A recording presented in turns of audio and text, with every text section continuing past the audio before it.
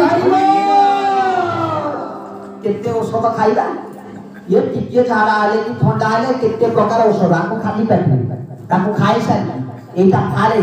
ये खराबे हरिबल रोग होती औषध किंतु अनेक आज ठाकुरे कहले सदाचार मते रहिन ठुई अर्घ्य फल रख देह को छुई सदाचार माने कौन धवल वस्त्र परिधान करिकी देह को धारण करिकी अर्घ्य फल ताको पकई देले ताको सदाचार कुआ जाए सब दुकुत आचार सब दुकुत चार इजी कुआ जो सदाचार ये भावना रे सब बेले सत चिंता रहिला दरकार प्रत्येक कार्य रे धन अर्जन कला बेले सत धन्य अर्जन करला दरकार जानै कि